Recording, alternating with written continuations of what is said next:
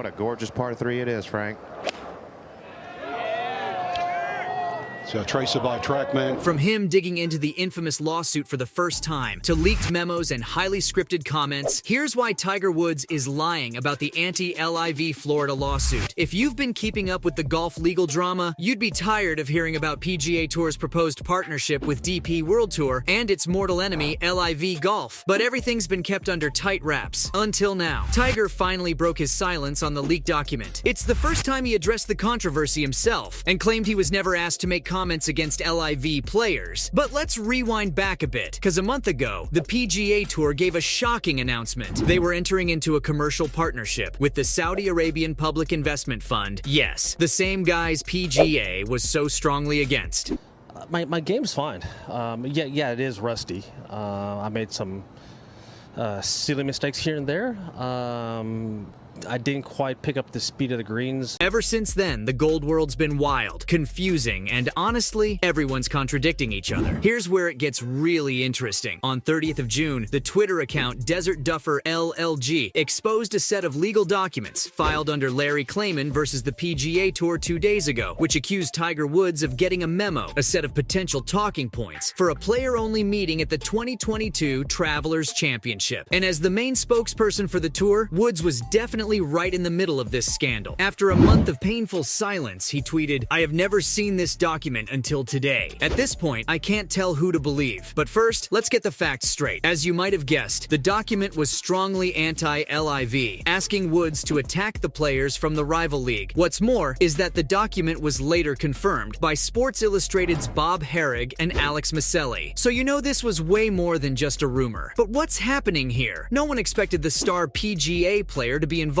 in such a dirty business. These were over 300 pages of super confidential PGA Tour documents, all out in the open, just like that. Now, obviously, publishing these documents doesn't sit right with the PGA Tour, and its lawyers have immediately filed an emergency to seal them, all 375 pages, urging the documents include trade secrets under Florida law. Well, someone's panicking right now, huh? And if PGA's image has taken a big hit from this, so has Tiger Woods, who's the face of their battle against the Saudi-backed league. Of course, the 2022 Travelers was just 2 weeks after the inaugural LIV golf event in London, and clearly, the PGA Tour felt threatened by the PIF. That's when they must have thought, hey, let's bring Woods into this, to rally the remaining tour members against the new league. After all, he's famous and loved by all, and the only one who can flip the tables in their favor. Now, keep in mind, the golfer was battling injuries at that time, struggling to recover from his fatal car accident back in 2021, asking him to come and address the PGA Tour members in Connecticut. Well, if you ask me, that screams suspicious. One of the talking points was to praise the tour commissioner, Jay Monahan, saying he's a fighter and the right guy for this war. Still, Woods has strongly denied ever seeing the document, pointing out that he didn't even attend the players' meeting at the Travelers Championship. The document doesn't look good for Woods at all, because what the fans love about him pushing against LIV Golf is how he stays authentic to his values, always attacking the players who defect to the new league for betraying their ethics. Here's a man who isn't controlled by money or league politics, who'll speak the truth no matter what. That's why millions of fans and players have stood with him. Finding out that he's being fed these words is bad, because now you can't help but look at Woods as just another puppet, another player caught in the legal wars. A disappointed fan even tweeted that he doesn't believe Tiger's lies anymore, saying both Monahan and he deserve each other. Trust me, it's even worse for the tour itself, because right now, the leaked documents, the manufactured comments, everything feels like a battle cry to overthrow LIV. I mean, even one of the talking points mentions how LIV Golf's trying to take over the tour and take over golf. Yes, despite Jay saying he didn't care, the tour was threatened by the newcomer. The lawsuit has seriously put a dent in the tour's reputation, and its officials have declined to comment on the leaked document too. You know what's even more interesting? There's been a very public and heated spat between Herrig and the Twitter account that leaked it about the source of the documents itself. Anyways, right now, the tour's definitely looking like the big mean bully, bell-bent on crushing the new competition by any means possible. And it is not too happy about being called out. I mean, take a hint from the merger. For starters, Monahan and DP World Tour CEO Keith Pelly both drafted a note to Golf Saudi, hoping they could find a collaborative way to work together in the future. Then, a month later, Pelly sat down with Golf Saudi to start talks of merging. Now, the leaked document included an assessment of the European Tour Group, commissioned by PGA Tour, which actually encouraged a 100% takeover of the European entity by yours yours truly, PGA Tour. And get this, the golden goose asset that the tour has set its eyes on is a majority ownership of the Ryder Cup Europe. Now that's what you call a power move. If you were to trust the document, it detailed a full merger between the tours, claiming it would protect the global talent flow, even throwing shade at LIV Golf for only focusing on poaching top players. Yep, sounds about right. So, keeping in mind the background of the antitrust lawsuit, you can see now why the talking points document feels so controversial. Fans are calling it a crazy skit, which asks Woods to say explicit things to players like, "Do what I did, tell the Saudis to go f***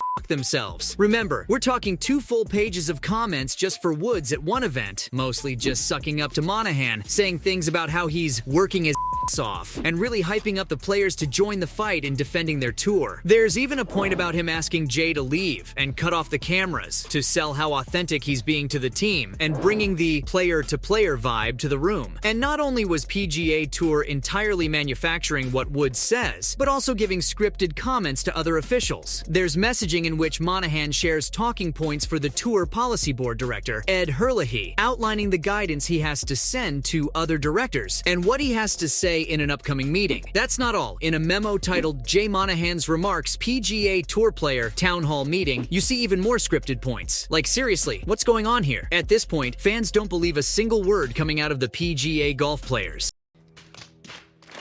If Woods' whole speeches are scripted, why trust the other players? Be it Rory McIlroy or Billy Horschel, they all look like a bunch of puppets changing their stances. And if you're talking about the lawsuit, PGA Tour's lawyers have their work cut out for them. Good luck proving in a court that they are not trying to squash LIV Golf, when the memo literally reads that the officials must explain how the new golf series is threatening their livelihood, their business, and the game of gold as a whole, blatantly making it sound like a call to action against the competition. And if you ask me, the fact that Woods has denied ever seeing the memo makes you wonder if he's going to turn his back on the tour now. After this PR disaster, I wouldn't blame him. Even fans admit they're now too embarrassed to continue standing up for the PGA Tour. But hey, it could have been worse if they hadn't agreed to the merger, because then LIV Golf could have come at them with full force. Speaking of LIV though, how does it sit with the league's members? Well, obviously the guys had a field day with the bad publicity for the PGA Tour. Lee Westwood, for instance, had a lot to say about this at a media roundtable, warning how the whole memo fiasco should make everyone open up their books and really focus on what's going on. He urged the media members to go through all the stuff, fact-check what everybody said in the last year, and find out if anyone was lying. When a reporter joked that 375 pages is a bit too long, Ian Poulter chimed in and said it was the reporter's job to investigate the whole matter. Sounds like this feud just got messier. So, from leaked memos and highly scripted comments to him digging into the infamous lawsuit for the first time, that's why Tiger Woods is lying about the anti-LIV Florida lawsuit.